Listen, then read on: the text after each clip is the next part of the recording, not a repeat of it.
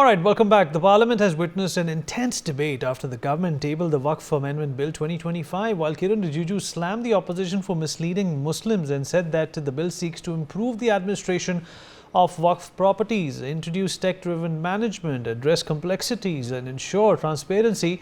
Mr. Anurag Thakur said that the country needs freedom from Waqf. The Congress and the opposition has cried conspiracy and accused the government of dividing the people. We have also heard the AIM-PLB, who have protested the bill and called it discriminatory and communally motivated. While they claim to be representative of the Muslim community, let's listen to other Muslims and what they feel about the bill too. All right, well, let's get on with this conversation now. Major Mohammad Ali Shah, defense expert, is with us on the program. Nida Khan, women activist, also joins us on the show. Zeenat Shaukat Ali, Islamic scholar, joins us on the program as well. And last but by no means the least, Tahira Hassan, activist, with us on the program as well. Tahira ji, I'll begin with you. Well, before we in fact bring you in, ma'am, there is someone special joining us at this moment. Kausar Jahan, who is the chairperson of the Delhi Hajj Committee, is joining us. We'll speak to her very quickly and then come back to you. Thank you so much for speaking with us, ma'am. Why do you think there is a need to reform the 1995 and 2013 Waqf Act? Well, there was a need to reform these acts because to streamline the Waqf board's work and to ensure efficient management of the Waqf properties, which is not being done at present.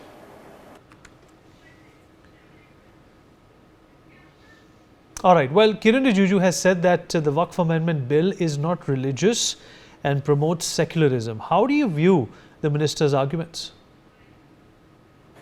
What the Honourable Minister has said is absolutely correct and I fully agree with him. And I would also like to repeat that the Waqf Amendment Bill is not interfering with any religious institution, religious practice or with religion. This is not taking away anybody's religious practice. In fact, it is ensuring and making sure that the actual beneficiaries get their right. Well, ma'am, Congress has said that the government is snatching powers of the Waqf board. How would you respond to that? Well, on this I would say the opposition is a misleading campaign is being led by the opposition to mobilize fundamentalist forces, and a very, very deliberate attempt is being made to provoke people on communal lines to protect the interest of certain people, and only those people who have I would say who are benefiting from the illegal occupation of Waqf lands have a problem with this and are resisting. Ma'am, how do we counter attempts to create division and tensions over this bill, especially by the AIM-PLB, who want Muslims to protest over this? See, the Waqf assets are meant for the community's welfare. So I don't understand why are these people against it. Why are they against the audit and the legal oversight? Because this is, again I would say, a deliberate attempt to provoke people on communal lines to protect vested interests of certain people. A misleading campaign is being led by the opposition to mobilize. Well, how will making the Waqf board more inclusive help Muslims? Well, this is a very important step, I would say, towards the welfare of the community. And inclusiveness, transparency and accountability will help in making the Waqf boards more efficient. And of course, it will benefit the underprivileged or the weaker section of the Muslim community, for which the whole concept of Waqf was. Waqf was made to make sure that the underprivileged and the weaker sections of the Muslim community benefit, which is not happening right now. So that is why these amendments are very necessary and important. And again, I would want to repeat that The Waqf Amendment Bill is not interfering with any religious practice, institution. It is not taking away anybody's rights. In fact, it is a very important step towards giving or making sure that the actual beneficiaries get. All right, thank you so much, Kausar Jahan, for joining us and sharing your thoughts on it. Tahira ji, I'm going to come back to you now. Ma'am, first of all, your reading of what's going on over here. A number of people feel that the Waqf has overreached what it was entitled to do. It has misrepresented the Muslim community. It has also undermined the Muslim community because, despite the enormous wealth or the properties that they own, they have not been able to work towards the upliftment of Muslims, and that is why this provision, this reform is absolutely mandatory. No, I couldn't get it. Kausar Jahan said about it. I wanted to know that she should explain this also, that how she is going to curb this corruption by amendment, this 40 amendment or whatever 14 amendment now, how she is going, because all the members are appointed by the state government, and right now the survey commissioner is appointed by the state government. He surveyed the property and give the list of the property to the state government, and then those properties are listed in the gazettes, right? They are doing corruption, no doubt. I am saying the beneficiaries not getting any benefit out of it. People gave their land, their money in the name of Allah for this oppressed, marginalized class.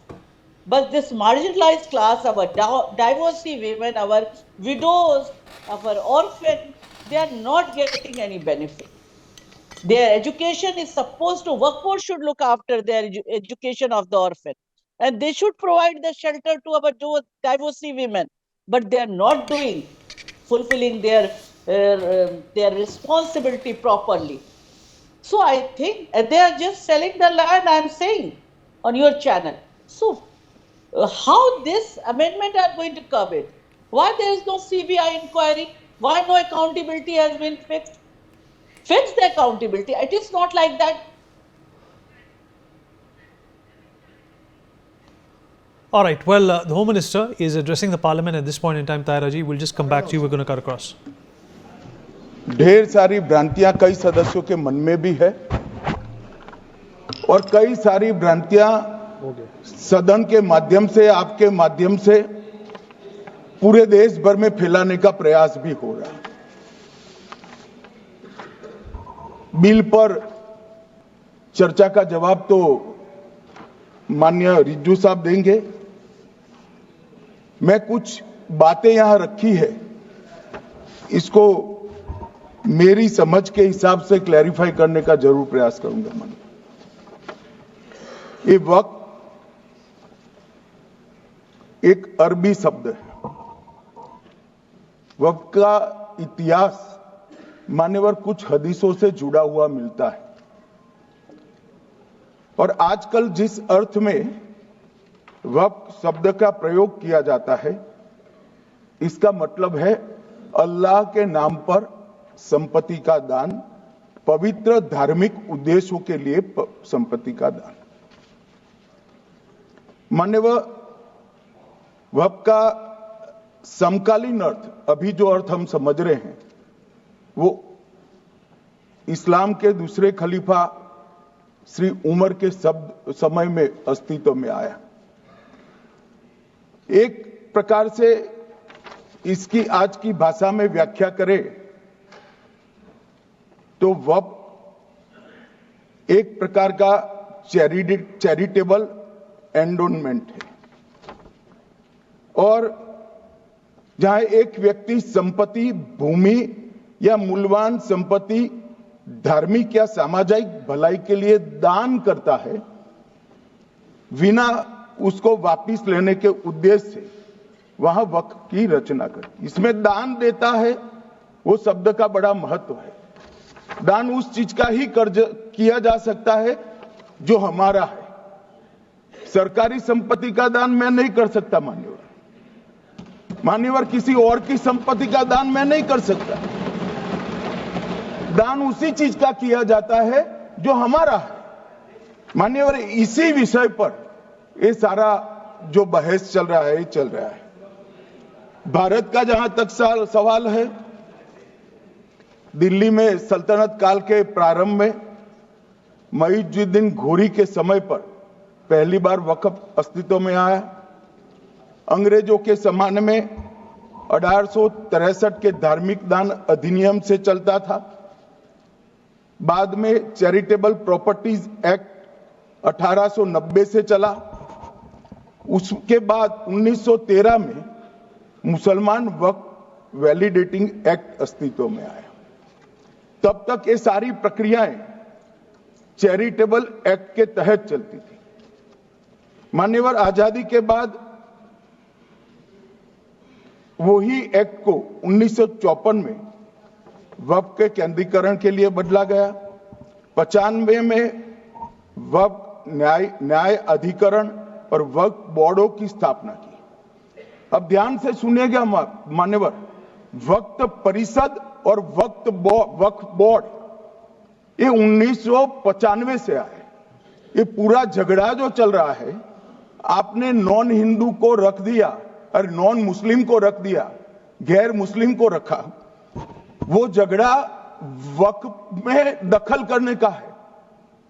पहले तो वक्फ में कोई गैर Islamic सदस्य आएगा ही नहीं, ये स्पष्टता समझ लीजिए। ना मुतवल्ली गैर इस्लामिक होगा, ना वाकिफ गैर इस्लामी होगा।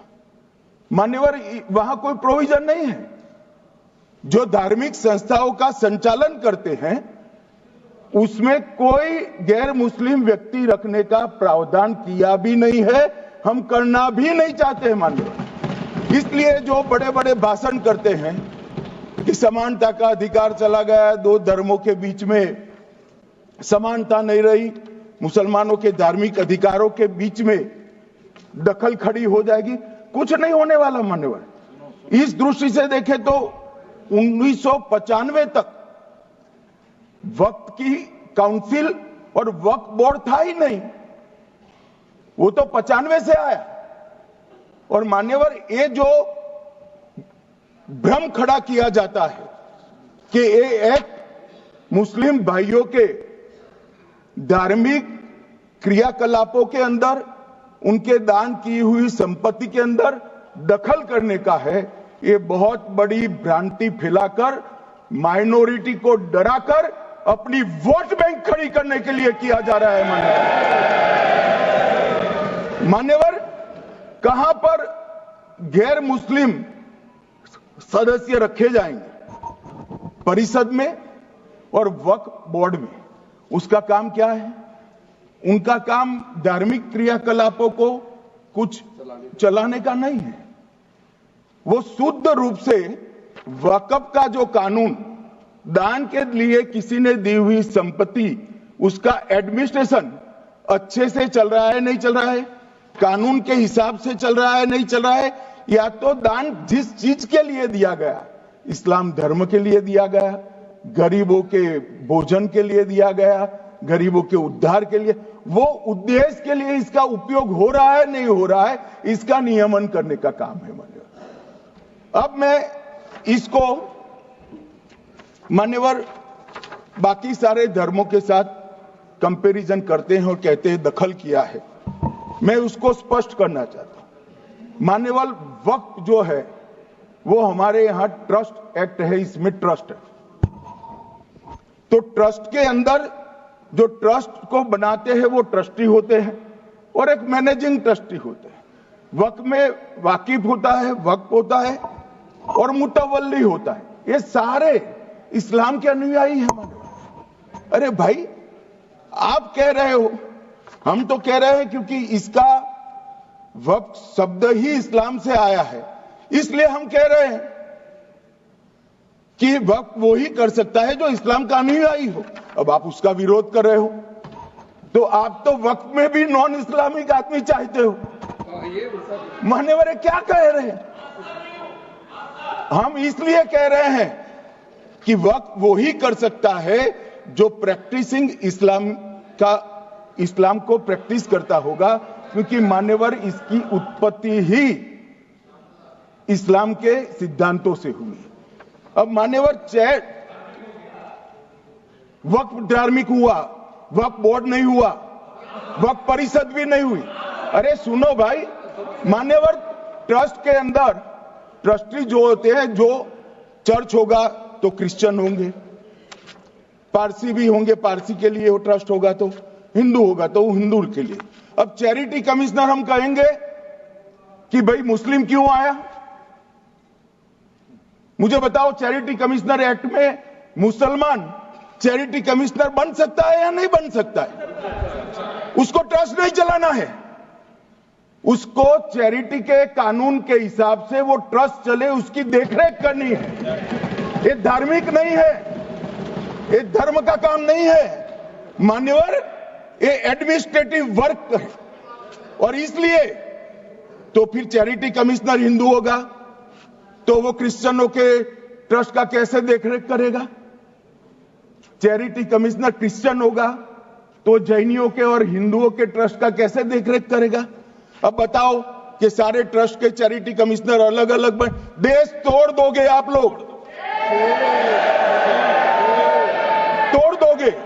हमने साहब, मैं अभी भी आपके माध्यम से, इस सदन के माध्यम से देश भर के मुसलमान भाइयों बहनों को कहना चाहता हूं, आपके वक्फ में एक भी नॉन मुस्लिम नहीं आएगा। ये एक्ट में ऐसा कोई प्रावधान नहीं। मगर जो वक्फ बोर्ड है और वक्फ परिषद है, उसका काम क्या है? वक्फ की संपत्तियां मान्यवर बेच खाने वाले लोगों को पकड़कर इसके बाहर निकालने का। वक्फ के नाम पर औने पौने दाम में संपत्तियों को 100-100 साल तक किराए पे देने वाले लोगों को पकड़ना है। वक्फ का जो पैसा होता है, इनकम जो गिरती जा रही है, जिसके माध्यम से माइनॉरिटी का विकास करना है, माइनॉरिटी को आगे बढ़ाना है, इस्लाम धर्म की सारी धार्मिक संस्थाओं को पुख्ता करना है। ये पैसा जो चोरी होता है ना, उसको पकड़ने का काम वक्फ बोर्ड, वक्फ परिषद करे। और मान्यवर वो चाहते हैं कि इनके राज में जो मिलीभगत चली वो चलती रहे। ये नहीं चलेगी, ये नहीं चलेगी। और मान्यवर, मैं आज आपको बताना चाहता हूं क्या स्थिति हुई है मान्यवर। सबने कहा, रिपीटेशन भी होगा, परंतु मैं कहना चाहता हूं मान्यवर कि वक्फ के 2013 में जो अमेंडमेंट्स आए, अब बिल किरण भाई का है, मगर मैं कह सकता हूं कि वक्फ का 2013 का अमेंडमेंट न किया होता तो ये बिल लाने की शायद जरूरत न पड़ती। सब कुछ अच्छा चलता था, 14 में चुनाव आने वाला था, 13 में रातों रात तुष्टीकरण करने के लिए वक्फ कानून को एक्सट्रीम बना दिया गया। और मान्यवर, इसके कारण क्या हुआ? इसके कारण दिल्ली लुटियन की 123 वीवीआईपी संपत्ति कांग्रेस सरकार ने जब चुनाव मुहाने पर थे, 25 दिन दूर था, वक्फ को देने का काम कर दिया। दिल्ली वक्फ बोर्ड ने उत्तरी रेलवे की भूमि वक्फ के नाम घोषित कर दी। हिमाचल में वक्फ की संपत्ति बताकर उस पर अवैध मस्जिद बनाने का काम किया। 250 हेक्टेयर क्षेत्रफल वाले 12 गांव पर वक्फ का स्वामित्व हो गया तब तमिलनाडु में। और मान्यवर, तमिलनाडु के 1500 साल पुराने तिरुचेंदुरई मंदिर की 400 एकड़ भूमि को वक्फ की संपत्ति घोषित कर। ये जब मंदिर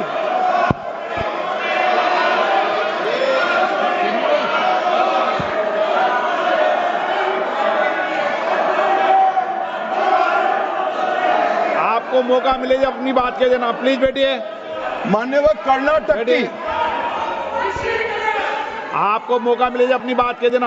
आप भी बहुत मिसलीड करते हैं। बैठिए गृह मंत्री जी। मान्यवर, कर्नाटक की मणिपट्टी समिति का रिपोर्ट मैं पढ़ रहा हूं, इसमें मेरा कुछ नहीं है, खड़े मत हो जाना। ये मणिपट्टी समिति का रिपोर्ट है। 29,000 एकड़ भूमि वक्फ की बिजनेस के उपयोग के लिए किराए पर दे दी।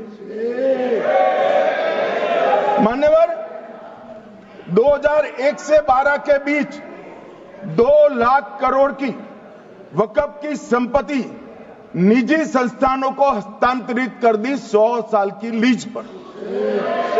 मान्यवर, बेंगलुरु में उच्च न्यायालय में बीच में पढ़ना पड़ा, 602 एकड़ भूमि को जब्त करने से रोकना पड़ा। विजयपुर कर्नाटक के होनवाड़ गांव की 1500 एकड़ भूमि पर दावा कर उसको विवाद में डाला और 500 करोड़ की संपत्ति जिस भूमि का मूल्य है वहां 5 स्टार होटल को महीने 12,000 रुपए के किराए से दे दिया। अब मान्यवर ये कहते हैं कि इसका हिसाब किताब न करो, इसकी देखरेख न करो। भाई ये पैसा जो है देश के गरीब मुसलमान का है, ये गन्ना सोटों की चोरी के लिए नहीं, ये इसको रोकने के लिए। और इनके जो ठेकेदार बैठे हैं मान्यवर, ये यहां गरज गरज कर बोलते हैं, खुद तो समझे बगैर बोलते हैं, कुछ समझ कर बोलते हैं। उनको लगता है कि इससे हम जीत जाएंगे। मान्यवर, कर्नाटक में दत्तापीठ के मंदिर पर क्लेम किया,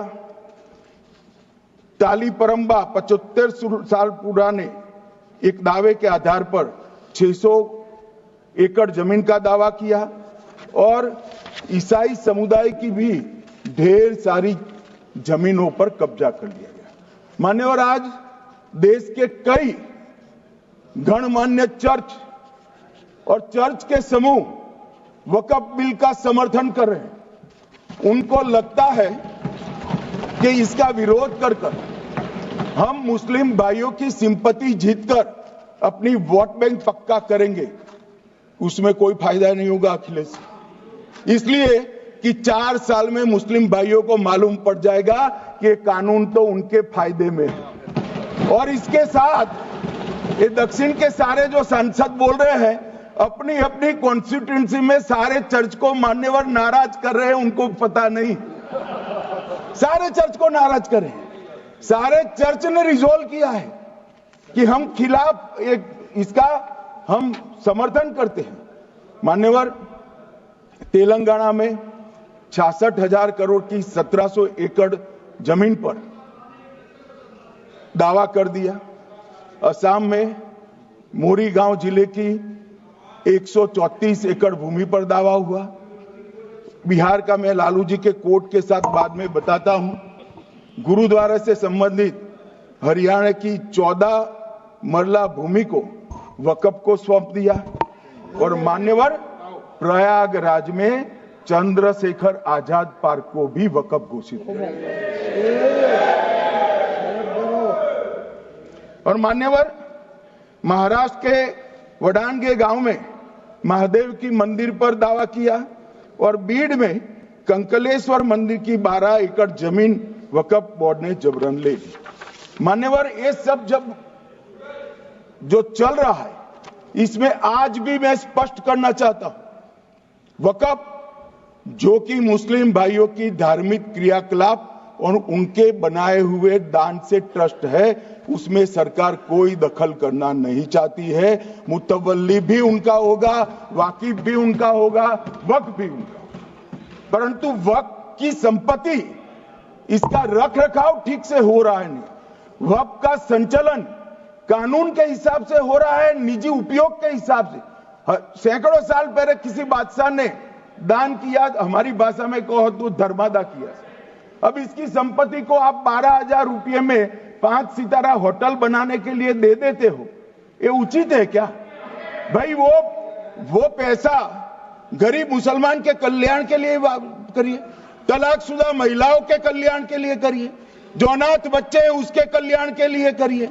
मान्यवर, ये करने की जगह बेरोजगार मुसलमान युवाओं के लिए स्किलिंग का काम करिए। लाखों करोड़ों रुपए की भूमि मान्यवर और इनकम 126 करोड़ रुपया।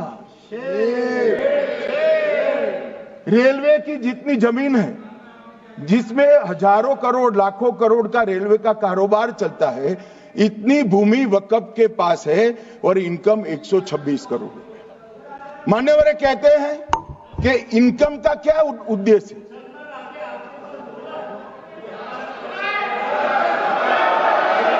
बैठ जाओ।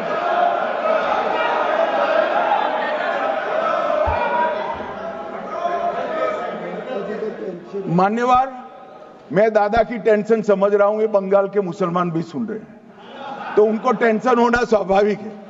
मान्यवर, लालू प्रसाद जी, आज आरजेडी के सारे सदस्य बोले, जब 2013 का अमेंडमेंट आया, मैं लालू जी का तो पूरा पढ़ना चाहता हूं, बाकी सदस्यों का सिर्फ टोकन पढ़ूंगा। लालू जी ने क्या कहा? मैडम, सरकार जो यह संशोधन विधेयक पेश किया है, सरकार की पहल का हम स्वागत करते हैं। शाहनवाज हुसैन जी और अन्य माननीय सदस्यों ने अपनी बातों को यहां रखा, मैं उसका समर्थन करता हूं।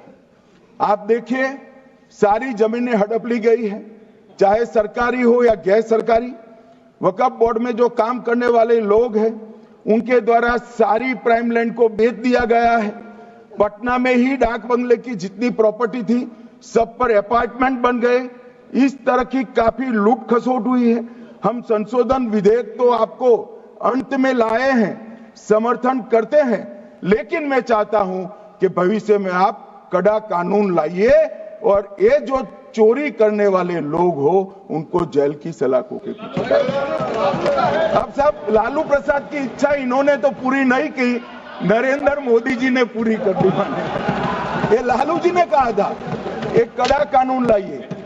मान्यवर शरीफुद्दीन शरीफ, उन्होंने कहा, मंत्री जी समझते हैं कि शायद इससे मुसलमानों का वोट मिल जाएगा, लिहाजा मुसलमान लोगों ने भी खुद ही तबाही मचाई है, इसलिए मैं गुजारिश करूंगा कि इसके लिए आप सख्त कानून बनाइए, उनके हाथों में हथकड़ियां पहनाइए और जो उनके कब्जे किए हैं वो जमीनों बेचकर गरीब और तलाकशुदा मुस्लिम बहनों का कल्याण करिए। इसके बाद श्री हमीदुल्लाह सैयद लक्षद्वीप से थे, उनका भी इसी टोन का भाषण है। और मान्यवर, मैं आज की बात नहीं कर रहा हूं, 2013 का जो बिल कांग्रेस पार्टी लेकर आई, इसके विरोध में इनके समर्थकों ने जो कहा था, मान्यवर ये है। और क्या होगा भाई इससे? पारदर्शी ऑडिट होगी, आज ऑडिट ही नहीं हो रही। रिपोर्ट ऑनलाइन जमा करने की सिस्टम नहीं है, वो होगी, रिपोर्ट देनी पड़ेगी, बैलेंस शीट जमा करनी पड़ेगी, ऑडिट होगी, कैग के रिटायर्ड ऑफिसर ऑडिट करेंगे और मान्यवर पारदर्शिता आएगी। इससे क्यों डरना चाहिए किसी को? पारदर्शिता से क्यों? और वक्फ बोर्ड और वक्फ परिषद, इसका कोई ऑर्डर हम ऐसा नहीं लिख रहे हैं कि कोर्ट में नहीं जा सकते। आपने तो कर दिया था कि ये ऑर्डर को कोई कोर्ट में चैलेंज ही नहीं कर सकता, पूरा संविधान वहां समाप्त कर दिया मान्यवर। और मान्यवर, हम तो इसको कहते हैं कि कोई भी चैलेंज कर सकता है कायदे की अदालत में। इस देश में संविधान का राज है, ग्रीवेंसेस जिसका भी हो कोर्ट में जा सकता है। 2013 में जिसकी भूमि हड़पी, इसके ग्रीवेंसेस को भी कोर्ट के फोरम से बाहर करने का पाप एक कांग्रेस पार्टी ने किया। मान्यवर, एक अफवाह और फैला रहे, रिट्रोस्पेक्टिव इफेक्ट से आ रहा है। मैं स्पष्ट कर देना चाहता हूं, इस सदन में बोलने के वक्त जिम्मेदारी के साथ बोलना चाहिए। अगर ये कानून का पहला पेज और तीसरी तक धाराएं भी पड़ी होती तो इसमें स्पष्ट लिखा है, ये कानून का अमल जिस दिन पारित होने के बाद भारत सरकार नोटिफिकेशन बाहर निकालेगी, उस दिन के बाद होगा। मतलब रिट्रोस्पेक्टिव इफेक्ट नहीं है, मगर मुस्लिम भाइयों को डराया जा रहा है कि रिट्रोस्पेक्टिव इफेक्ट से आएगा। मान्यवर, ये कह रहे कलेक्टर क्यों रखा है? मुझे एक बात बताओ भाई, जो बता सकते हैं। अगर किसी मंदिर के लिए जमीन खरीदनी है तो जमीन की मालिकी किसकी है वो हमारे देश में कौन तय करता है? सबको मालूम है, कलेक्टर करता है सर, रेवेन्यू ऑफिसर वही है। तो अगर वक्फ की भूमि जो वक्फ कर रहा है उसकी है या नहीं है, इसकी जांच कलेक्टर करे तो इसमें आपत्ति क्या है? वक्फ तो दान है भाई, और दान अपनी संपत्ति का किया जा सकता है, किसी और की संपत्ति का नहीं किया जा सकता। गांव में कोई बेचारा अमेरिका गया है 4 महीने पढ़ने के लिए, घूमने के लिए, आता है तो कि वक्फ घोषित हो गया। कोई कारोबार करने के लिए दिल्ली आया, आता है तो कि वक्फ घोषित हो गया। अरे ऐसा नहीं होता भाई, कलेक्टर को पूछना पड़ेगा सरकारी संपत्ति है या नहीं है, इसकी जांच करनी चाहिए या नहीं करनी चाहिए। ढेर सारे मंदिर बनते हैं, बने भी है, बनेंगे भी, ढेर सारे चर्च बने हैं, गुरुद्वारे बने हैं, सरकारी संपत्ति पर बन सकते हैं क्या? नहीं बन सकते मान्यवर।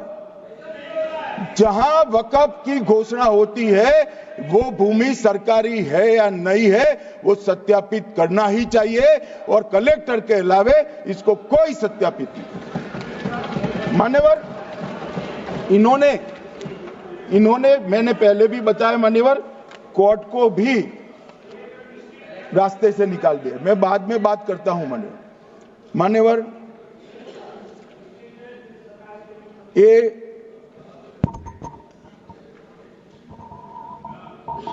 मान्यवर एक उपयोग के आधार पर वक्त की समाप्ति। मान्यवर ये कह रहे हैं कि सैकड़ों सालों से वहां प्रैक्टिस है। अब वो तो वक्फ रजिस्टर हो गया, आपने घोषित कर दिया, वक्फ में रजिस्टर भी हो गया, अब इसका सवाल नहीं है।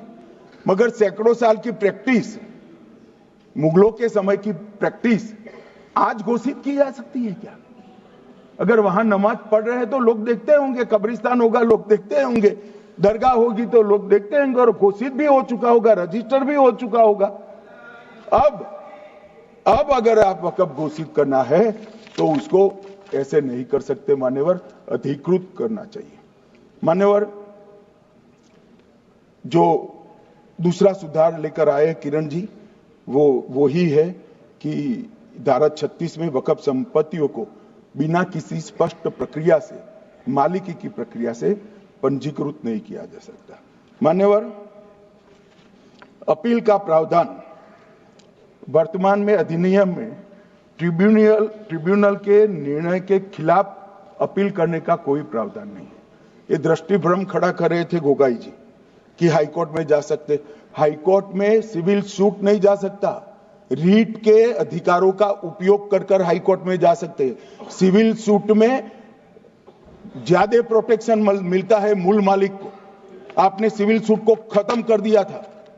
रीट के जुडिक्शन बहुत सीमित है, हम सब जानते हैं कि ये सीमित कर दिया गया था, आप भी जानते हो, मगर आपको वोट बैंक चाहिए।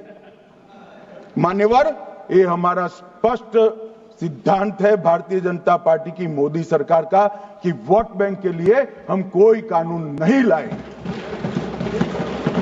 कानून न्याय के लिए होता है, कानून लोगों के कल्याण के लिए होता है। इन्होंने कहा कैसे कैसे कानून आए हैं, मैं बता देता हूं सब। अभी कांग्रेस के महासचिव और माननीय सदस्य कह रहे थे क्या कानून आ रहे हैं सब, किस प्रकार के कानून आ रहे हैं। मान्यवर, इसी सदन में नरेंद्र मोदी सरकार ही महिलाओं को 33% आरक्षण का कानून लाई। इसी सरकार में पिछड़ों को संवैधानिक अधिकार दिया गया। मान्यवर, इसी सरकार में बजट जो आए, इसमें गरीबों को गैस, शौचालय, पानी, 5 लाख तक का बीमा, 5 किलो अनाज, बिजली और घर दिए गए। मान्यवर, और कन्वर्जन कानून की बात करते थे और हंसते हंसते कहते थे कर्नाटक सरकार कन्वर्जन कानून लेकर आई है। सबसे पहला कन्वर्जन कानून उड़ीसा और मध्य प्रदेश में कांग्रेस सरकार लेकर आई। मगर उस वक्त कांग्रेस सरकार तुष्टीकरण की नीति पर नहीं चलती थी, महात्मा गांधी के सिद्धांतों पर चलती थी। मध्य प्रदेश और ओडिशा में सबसे पहला कन्वर्जन के खिलाफ कानून कोई लाया तो कांग्रेस पार्टी लाई, और मुझे गर्व है मेरी पार्टी की सरकारें कन्वर्जन पर कानून लाती। मान्यवर, सबको अपना धर्म का अनुसरण करने का अधिकार है, कोई शौक से करे, मगर लोभ, लालच, भय, इससे धर्म परिवर्तन नहीं कराया जा सकता। किसी गरीब के पास खाना नहीं है, खाना देकर उसका धर्म बदला दोगे? कोई थोड़ा कम पढ़ा लिखा व्यक्ति है, उसका धर्म बदला दोगे? ऐसे नहीं होगा मान्यवर। और आपने भी किए हैं कानून, आप नए नए आए हो, आपको मालूम नहीं है मान्यवर, इनको मालूम नहीं, अभी अभी आए हैं 5 साल से। ये कांग्रेस पार्टी ने कानून किए थे मान्यवर। अपील का प्रावधान भी हमने आगे बढ़ाया, और गैर मुसलमानों के द्वारा दान की गई संपत्तियों पर, गैर मुसलमानों की दान की संपत्तियों पर वक्फ अधिनियम को हमने लगने से मना कर दिया। माने उनके लिए चैरिटी कमिश्नर का कायदा है। ये प्रैक्टिसिंग इस्लाम, जो इस्लाम की प्रैक्टिस करते हैं, इसीलिए मान्यवर हमने ओवरराइडिंग इफेक्ट को भी समाप्त कर दिया। मान्यवर, ट्रस्ट का नियमन करने का जो कानून होता है, जैसे चैरिटी कमिश्नर के कानून में कोई ओवरराइडिंग इफेक्ट नहीं है। जहां क्लासेस आते हैं वहां ओवरराइडिंग इफेक्ट होती है। यहां ओवरराइडिंग इफेक्ट इसलिए देगी कि आप जिसकी संपत्ति हड़पी जाएगी उसको कोर्ट से जाने से रोकना चाहते थे, इसलिए ओवरराइडिंग इफेक्ट जो हमने मान्यवर निकाल दिया है। मान्यवर, एक ऐसी चर्चा लेकर आए कि चर्चा नहीं, मैं आपको बताना चाहता हूं 2013 में जो अमेंडमेंट बिल आया, जिसके कारण ये बिल लाना पड़ा, वो बिल में कुल मिलाकर 5.4 घंटे चर्चा हुई थी, 5.5 घंटे दोनों सदन मिलाकर, और इस बिल में दोनों सदन मिलाकर 16 घंटे चर्चा हो रही है मान्यवर, 16 घंटे। इसके अलावे हमने डिमांड किया समिति बनाओ, समिति भी बनाई, 38 मीटिंगें हुई, 113 घंटे चर्चा हुई, 284 हितधारक बनाए गए, वक्फ बोर्डों की संख्या जो उपस्थित वक्फ बोर्ड भी हुए राज्यों के 25 हुए, राज्य सरकार के प्रतिनिधि 15 राज्य सरकारों के आए, सांसद 8 हुए, विधायक विधान परिषद 7 हुए, और अध्ययन दौरे 3 किए गए, और अल्पसंख्यक आयोगों को भी 5 बुलाया गया। ये सबसे 92.68 लाख करीब 1 करोड़ सुझाव देश भर से ऑनलाइन आए, इसकी मीमांसा कर ये कानून बनाए। आप ऐसे इसको खारिज नहीं कर सकते हो पूरी प्रक्रिया को। आप जो कर रहे हैं 5.5 घंटे की प्रक्रिया, ये बहुत लोकतांत्रिक प्रक्रिया है, और हम 16 घंटे चर्चा करते हैं कि चर्चा आपके अनुरूप चर्चा नहीं हो सकती। इस सदन में हर सदस्य बोलने के लिए स्वतंत्र है, कोई परिवार की यहां चलती नहीं है, ये तो जनता के नुमाइंदे हैं, किसी की कृपा से नहीं आए हैं। मान्यवर, जो दिल में है, जो जनता की आवाज है, वो रखेंगे। मान्यवर, एक सदस्य द्वारा कहा गया कि ये मिसलीडिंग है कि पुराने कानून में 2013 के जो अमेंडमेंट्स थे उसमें अपील का प्रोविजन था। अब मैं कहना चाहता हूं 83(9) उसमें अधिकरण द्वारा किए गए किसी भी विनिश्चय का आदेश विरुद्ध, चाहे वो अंतरिम हो या फाइनल, इस पर अपील नहीं हो सकती। इसका मतलब अपील का प्रोविजन आपने रखा ही नहीं था। सिविल न्यायालय, राजस्व कोर्ट और अन्य प्राधिकरण उसके अधिकार क्षेत्र पर भी प्रतिबंध लगा दिएगा, और सरकारी अधिसूचना जो बाद में वक्फ बोर्ड और वक्फ परिषद के एडवाइस से होगी, इसको भी कोई चुनौती नहीं दे सकता। मान्यवर, मुझे ये बताओ कि अभी फैशन है संविधान लहराने की, ये संविधान के हिसाब से सरकार का या किसी भी निजी संस्था का कोई भी फैसला मान्यवर कायदे की कोर्ट से बाहर कैसे हो सकता है? कोई भी फैसला हो, ये देश की अदालत वो फैसले तक रुचि नहीं रखेगी। नागरिक ग्रीवेंसेस लेकर कहां जाएंगे? जिसकी भूमि हड़प कर ली गई वो कहां जाएगा? ऐसा नहीं चलेगा। आपकी वोट बैंक के लिए आपने किया था, हम खारिज कर रहे हैं, ऐसा नहीं चलेगा। अदालत में जाइए, जिसको ग्रीवेंसेस है इधर और साइड से, और अदालत न्याय करेगी। न्याय के लिए तो अदालतें बनी है। और मान्यवर, यहां एक सदस्य ने कह दिया माइनॉरिटीज कानून को स्वीकार नहीं करेगी। क्या धमकाना चाहते हो भाई? संसद का कानून है, सबको स्वीकार करना पड़ेगा। स्वीकार नहीं करेंगे मतलब क्या है? कैसे बोल सकते हैं कोई? हम कानून को स्वीकार नहीं करेंगे। ये कानून भारत सरकार का है, हर एक पर बंधन करता होगा और इसको स्वीकार करना पड़ेगा। मान्यवर, ये हमने तो खैर वक्फ को छेड़खानी नहीं की। वक्फ बोर्ड और वक्फ परिषद के अंदर बदलाव किया है, मगर वक्फ के लिए भी क्या क्या जजमेंट आए। सैयद फजल पुकोया थंगल बनाम भारत संघ 10/11/28 को केरल उच्च न्यायालय ने उन्होंने कहा वक्फ बोर्ड एक स्टैट्यूटरी बॉडी है, यह मुस्लिम समुदाय का प्रतिनिधि निकाय नहीं है। इसका फंक्शनिंग मान्यवर एडमिनिस्ट्रेटिव है। धार्मिक क्रियाकलापों को तो वक्फ ने करना है, चाहे कब्रिस्तान हो, चाहे दरगाह हो, चाहे मस्जिद हो, चाहे चैरिटी का काम, वो वक्फ बोर्ड को नहीं करना है भाई। ये केरल हाईकोर्ट ने किया। इलाहाबाद हाईकोर्ट ने भी, उसने तो मुतवल्ली तक भी कहा है, मगर हम मुतवल्ली तो जो धर्म का है वही रखेंगे।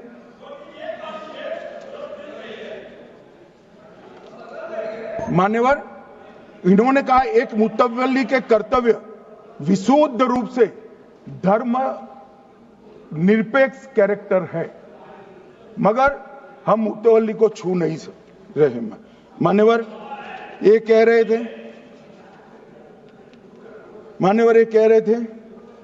कि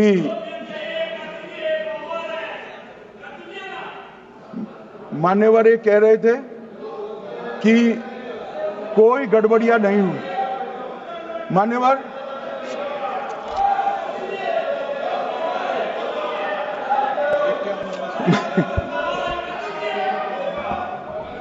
मान्यवर 2013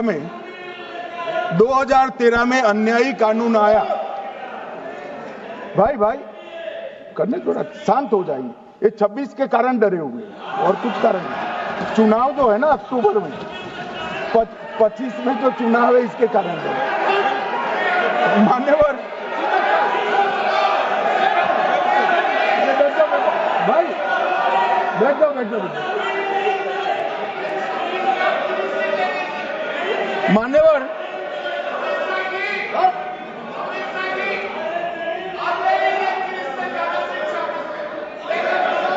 बैठ जाओ। बंगाल में आकर कहूंगा ये राजनीतिक हिसाब किताब का अखाड़ा नहीं है। छाती पर ठोक कर कहूंगा ज्यादा सिखाएंगे।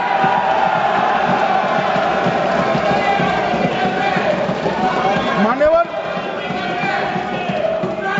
2013 के, अरे बैठ जाओ वकील साहब बैठ जाइए। मान्यवर 2013 में वो भी रिपीट होने वाले हैं। मान्यवर 2013 में बैठ जाओ। मान्यवर 1913 से लेकर 2013 तक 1913 से 2013 तक वक्फ बोर्ड का कुल एकड़ में भूमि सब वक़्फ़ का मिलाकर 18 लाख एकड़ था। मेरी विनंती है सभी सदस्य इसको ध्यान से सुनिए। 1913 से 2013 तक 18 लाख एकड़ और 13 से 25 तक एक कानून बनने का परिणाम क्या आया? और नई 21 लाख एकड़ भूमि बढ़ गई। अब मान्यवर 39 लाख एकड़ जो भूमि है उसमें 21 लाख एकड़ 13 के बाद है। अब ये कह रहे हैं कि इसका दुरुपयोग नहीं हो रहा है मान्यवर। और लीज पर दी गई संपत्तियां 20,000 थी और 25 में रिकॉर्ड के हिसाब से, हो सकता है गलत भी हो सकता है, रिकॉर्ड्स के हिसाब से शून्य हो गई। तो मान्यवर संपत्तियां कहां गई? मान्यवर बेच दी गई। किसकी संपत्ति से, किसकी परमिशन से बेचा? मान्यवर मैंने पहले ही कह दिया कि केरल और देश भर के Catholic bishop council, Catholic bishop conference of India, Catholic Congress Kerala, भारतीय कैथोलिक धर्मगुरुओं की महासभा, केरल चर्चों की संयुक्त परिषद, कैथोलिक कांग्रेस केरला, ये सब ने इस बिल का समर्थन करा है और कहा है अन्यायी 2013 का सुधार। हम अकेले नहीं कह रहे मान्यवर। और मान्यवर इसी एक्ट में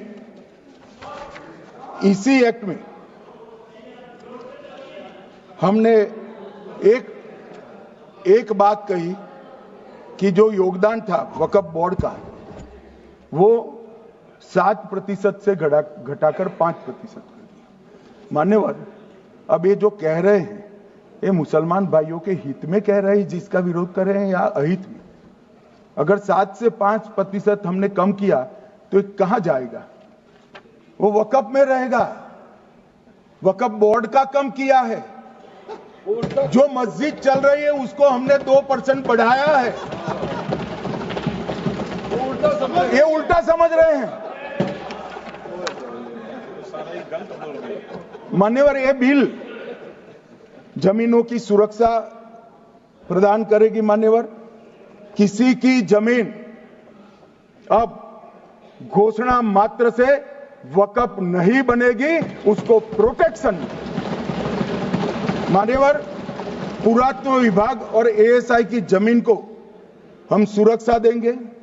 आदिवासी भाइयों की शेड्यूल 5 और शेड्यूल 6 की जो जमीन है वो सुरक्षित हो जाएगी। निजी संपत्ति जो आम नागरिकों की है वो भी सुरक्षित हो जाएगी। और वक्फ करने के लिए स्वामित्व को दान तो साहब अपनी संपत्ति का ही कर सकते हैं, गांव की संपत्ति का दान नहीं कर सकते। तो वक्फ निजी संपत्ति से ही स्वामित्व के बगैर नहीं हो पाएगा। इसमें पारदर्शिता लाने के लिए सूचना की प्रक्रिया को दाखिल किया गया है। वक्फ बोर्ड की वक्फ की जो संपत्ति घोषित करने की अधिकार थे उसको समाप्त कर दिए। कलेक्टर से सर्टिफाइड कराना पड़ेगा और नए वक्फ पारदर्शी तरीके से पंजीकृत भी करने पड़ेंगे। रजिस्ट्रेशन के बगैर कोई संस्था नहीं चल सकती। और मुस्लिम ट्रस्ट अब तक के जो है उसको हमने इस जो माफ करना, कई सारे ऐसे मुसलमान भाई हैं जो वक्फ के कानून को अंदर दायरे में आना नहीं चाहते। मुझे मिले थे वोरा समाज वाले, वोरा समाज है, अहमदिया है, कई सारे ऐसे समुदाय हैं, सिया भी है, पसमंदाओं के भी कुछ ट्रस्ट हैं। वो सभी को मैं एक आनंद का समाचार देना चाहता हूं, अब मुसलमान भी ट्रस्ट एक्ट के अंदर अपना ट्रस्ट रजिस्टर करा सकता है। इसके लिए कंपलसरी नहीं है कि वो वक्फ के कानून में भी जाए, चैरिटी कमिश्नर एक्ट के तहत वो करने वाला है। मान्यवर भूमि के रिकॉर्ड का कार्यालय होगा, समाचार पत्र और क्षेत्रीय भाषाओं में इसकी एडवर्टाइज दी जाएगी। ढेर सारे प्रावधान मान्यवर इसके अंदर किए हैं। महिला, सिया, पसमंदा, वोरा, अहमदिया, उनका हमने समावेश किया ही है। और उन्होंने कहा, मैं सुन रहा था, मान्यवर एक फैशन हो गई, राम जन्मभूमि का मंदिर बनाने की बात आई तो इस देश के अंदर खून की नदियां बह जाएगी, मुसलमान रोड पर आ जाएगा, मुसलमानों का ये हो जाएगा, वो ट्रिपल तलाक, फिर से डर, सीए आया कि मुसलमानों की नागरिकता चली जाएगी। जिन जिन ने भाषण किया है, एक मुसलमान की नागरिकता गई है तो बता दो। मुसलमान भी जानता है। और मैं तो आपके माध्यम से देश के मुसलमानों को अपील करना चाहता हूं, मान्यवर, मैंने बहुत झेला है। एक कहते थे कि सीए कानून मुसलमानों की नागरिकता लेने 2 साल हो गए, एक भी मुसलमान की नागरिकता गई है तो सदन के पटल पर रखी। कितना झूठ फैलाया इन्होंने। मान्यवर, धारा 370 हटाई, ये कह रहे थे मुसलमानों का ये हो जाएगा, वो हो जाएगा, फिर से उमर अब्दुल्ला जीत कर आज शासन कर रहे हैं। आतंकवाद समाप्त हो गया, विकास शुरू हो गया, पर्यटन बढ़ गया। मान्यवर, एक कांग्रेस पार्टी और उसके साथियों ने मुसलमान भाइयों को डरा डरा कर अपनी वोट बैंक खड़ी करने का काम किया। हम नहीं डरा रहे मुसलमानों को, आप डरा रहे हो भाई। आप कह रहे हो ये हो जाएगा। मैं कहता हूं इस देश के नागरिक को किसी भी धर्म का हो कोई आंच नहीं आएगी। मान्यवर, ये नरेंद्र मोदी सरकार का सरकार। मान्यवर,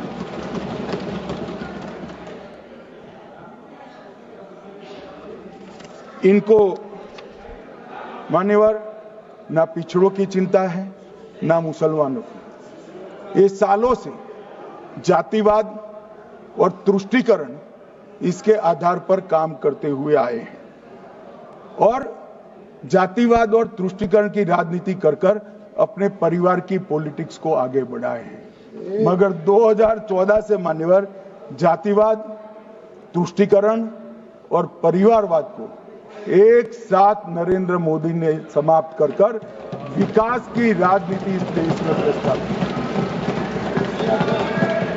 पॉलिटिक्स ऑफ परफॉर्मेंस, परफॉर्म करिए और चुनकर आइए।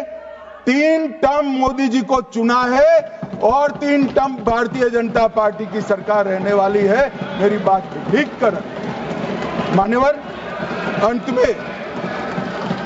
अंत में मैं किरण जी को बहुत बहुत बधाई देना चाहता हूं कि बहुत अभ्यास कर कर सारे दूषणों को निकालकर वक्फ कानून को शुद्ध, पारदर्शी और उद्देश्यों को समर्पित बनाने का काम रिज्जू साहब लेकर आए हैं। मैं इसका समर्थन करता हूं। ईटी मोहम्मद बशीर, आप कुछ बोलना चाहते थे? छोड़िए, गृह मंत्री जी ने विषय रख दिया। मेरा नाम सर माननीय वेणुगोपाल जी ने लिया था और सर मैंने बड़ा स्पष्टता से सर कह दिया था। ईटी मोहम्मद बशीर बाद में करो। ईटी मोहम्मद बशीर छोड़िए। ET Mohammed Basheer. Sir, thank you very much. Honorable Home Minister has committed a speech, lengthy speech, claiming as he is the savior of the minorities. He was announcing certain things and pretend themselves as the champion of the minorities. I would like to say that is the biggest tamasha of 2025. There is no iota of truth in it. It is his government. He tortured the minorities in India, physically, mentally, socially, and economically. They did that much of injustice to the minorities. If we claim that his government is doing goodness for the government, it is false. They are planning to do further injustice to the Muslims. That's a classical example as far as this legislation is concerned. Sir, coming to the crux of the bill, I don't want to take much of the time. Sir, JPC and after that bill 2024. Previously we have seen other JPC 2013 report was come. What exactly is that, sir? There was deliberation, threadbare deliberation. very effective kind of discussions. Finally, sir, that 2013 amendment was unanimously passed. That is the record. But what happened in this case? What happened? Dramatic kind of thing took place in this. I don't want to say much things in this. Now, all the powers of the Work Board and things like that is vested with the government. What is the idea behind it? That's only one thing. They have to make this as a low-hanging fruit so that they can take and eat it away according to their liking. That is the thing which is going to happen. Sir, this legislation is a regressive one. There is no doubt about that. As he said, the bill removed Waqf Board's power to inquire and determine whether the property is that of Waqf or not. I request all the And members who to will kindly decide be that? seated. That will be decided with the collector. I request everybody to be and the seated, officers. please. Hey, 1 second, Yes, sir. I request everybody to kindly be seated. No. Please be seated. Please be seated. It's not in order. I'm telling them. Sir, House So is please not be in order. seated. How can we speak? Sir ji, please be seated. आप बैठ जाइएगा वहाँ पे. Please be seated. आप बैठ जाइएगा. Here also. How can we speak, sir? Then only I'll be able to speak. Our time Okay, is sir. our Please time. go ahead. But, Sir, how can we Please speak? go ahead, sir. How can we speak? sir, so all these powers vested with the Waqf Board and tribunal and survey, all these have been shifted to officers. So they are going to resume. It means that they are undermining all these statutory bodies and things like that. This shows that the government wants to ruin its identity.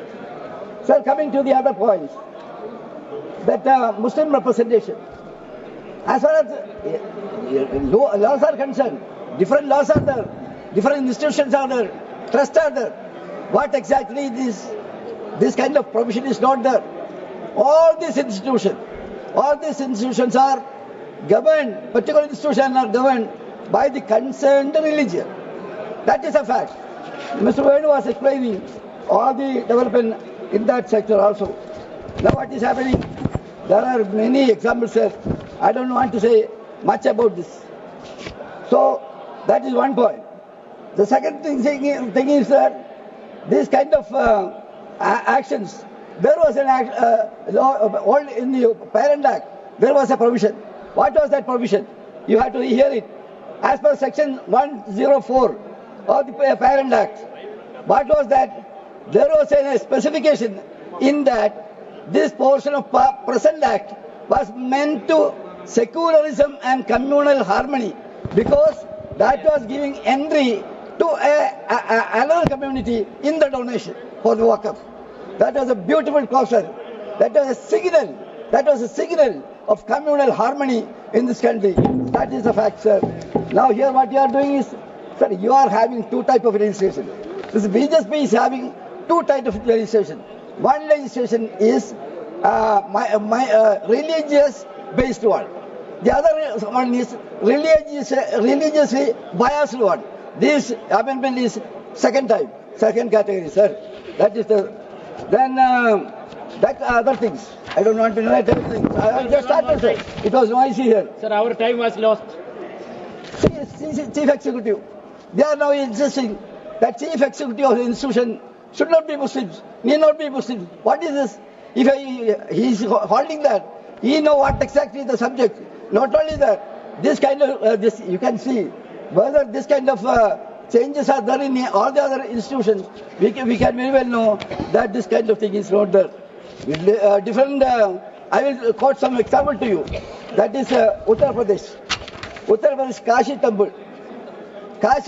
No sir, I have not just started. It was noisy here. Our time was lost, sir. In Kashi Temple, Kashi Temple, section 3 says, no person shall, unless he is a Hindu by religion, be eligible for being continuing as a member of the board or executive committee or chief executive officer or any other post. All the posts. Kashi Tamil Act says it should be for Hindu belief kind of post. So, but here what is special? So you want to capture the things in order to facilitate for capturing the things. Thank you, sir. You want to make certain. I want to complete some more points.